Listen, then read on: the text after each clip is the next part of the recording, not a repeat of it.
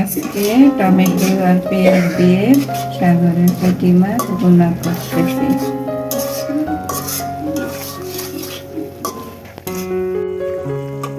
রান্নাঘরটা অনেক সুন্দর রৌদ্র আছে, বেশি রৌদ্র করা দিকে জানালা বন্ধ করে দিচ্ছি। আসসালামু আলাইকুম, কেমন আছেন সবাই? আশা করছি আমার প্রিয় আপু ভাইয়ারা ও দিদিমণিরা কাছে কিংবা দূরে, দেশ কিংবা দেশের বাহিরে, যে যেখানে আছেন না কেন, আল্লাহর অশেষ রহমতে সবাই অনেক বেশি ভালো আছেন এবং সুস্থ আছেন। আলহামদুলিল্লাহ, আমিও আমার পরিবারের সবাইকে নিয়ে ভালো আছি। এই তো আপনাদের মাঝে আবার হাজির হয়ে গেলাম নতুন দিনের নতুন একটা ভিডিও নিয়ে। আশা রাখতেছি আমার আজকের ভিডিওটিও আপনাদের কাছে ভালো লাগবে ইনশাআল্লাহ। তো সকাল হতে কোনো কাজকর্ম শেয়ার করতে পারিনি, এই যে একেবারে দুপুরের রান্নায় চলে আসছি। অফ ক্যামেরা ওই যে ভাত আর ডাল রান্না হয়ে গেছে, জানালা খুললেই কিন্তু অনেক বাতাস আসে চুলায়, সেই জন্য জানালা দিয়ে রাখি।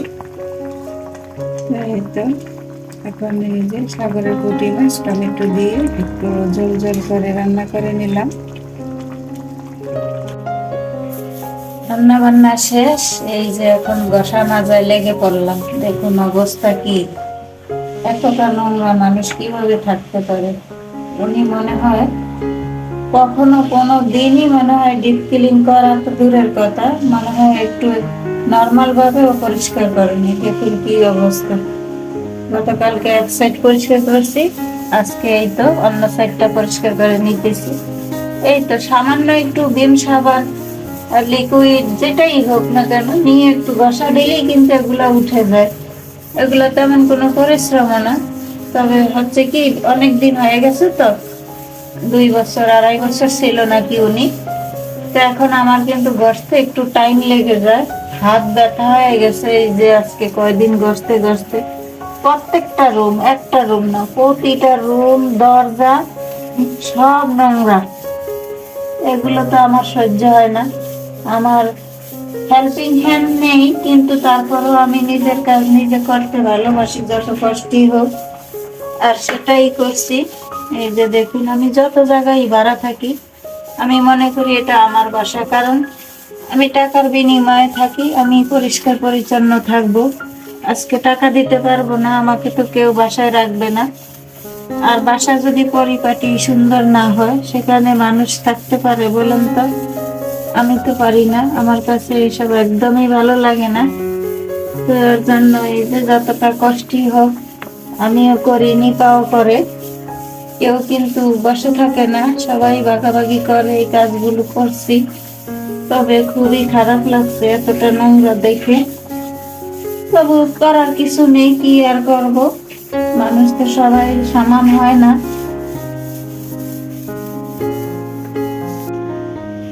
এই তো এই সাইডটা পরিষ্কার করে নিলাম আজকে। এই যে দেখুন এখন কতটা সুন্দর লাগছে।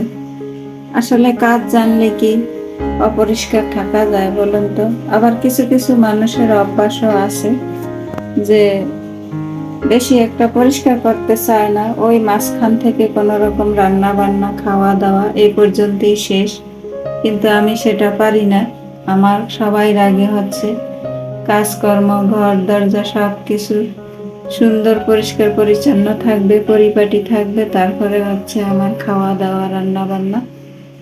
এই তো এইভাবে আজকে কয়েকটা দিন কিন্তু চলছে। অলরেডি হাতে অনেক ব্যথা হয়ে গেছে, তারপরও একটু একটু করে পরিষ্কার করে নিচ্ছি, করার কিছু নেই। এখন হচ্ছে বিকেল বেলা তো দুপুরের খাওয়া দাওয়া করে আর একটু রেস্ট নেই। তো সকাল কি আর বিকাল কি আর রাত কি সেটা আমি এখনো পর্যন্ত বলতে পারি না। একটানা কাজের উপরই থাকতে হচ্ছে, কারণ কাজ তো আর কম নয়, একটার পর একটা করেই যাচ্ছি। আজকে মাসের 5 তারিখ, একদিনও রেস্ট নিতে পারি নাই এখনো। শুধু এই তো গোছ গাছের কাজগুলো করে যাচ্ছি এখনো। এই তো আমার সাদা মাটা ওয়ার্ড্রোবের ভিতরে যে অতিরিক্ত কাঁথা কম্বল ল্যাপ এগুলো একটু গুছিয়ে নিতেছি। এগুলো আর বের করানো হয়নি, একমাত্র এখনই বের করলাম। আসলে কি, একটা সংসারের মাল জিনিস কিন্তু কম নয়, আবার থাকলেও জ্বালা, না থাকলেও সমস্যা। মেহমান আসলে কিন্তু অনেক সমস্যা দেখা দেয়, যার জন্য অতিরিক্ত কিছু জিনিস তো রাখা লাগে, তাই না? অতিরিক্ত কিছু বালিশ, কাঁথা, লেপ, কম্বল, মশারি যা যা আছে সেগুলো এখানে রেখে দেই। এই তো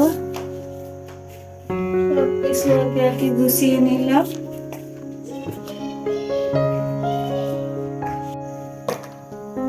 এই তো সবকিছু গুছিয়ে নিলাম। আর এই যে সাদা মাটা ওয়ার্ড্রোবের উপরে একটা কভার লাগিয়ে নতুন করে দিলাম।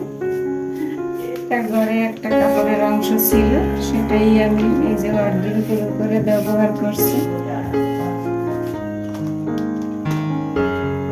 আর এই তো দুইটা মানি প্লান্ট এখানে রাখলাম। অনেক কষ্ট করে আনছি এই মানি প্লান্ট গাছগুলো। ভেবেছিলাম একবার আনবো না, তারপরও মায়া ছাড়তে পারি নাই। অনেক কষ্ট করে কিছু কিছু আনছি, আবার অনেক কিছু রয়েও গেছে। তারপরে ভাইয়ারা, দিদিমণিরা, জানি না আমার ভিডিওটি এই পর্যন্ত কে কে আছেন বা দেখছেন, তো প্লিজ দেখা শুরুতেই একটা লাইক দিয়ে দিবেন। সবাই সবাইকে একটু সহযোগিতা করবেন, তাহলে আমরা সবাই একসাথে এগিয়ে যাব ইনশাআল্লাহ।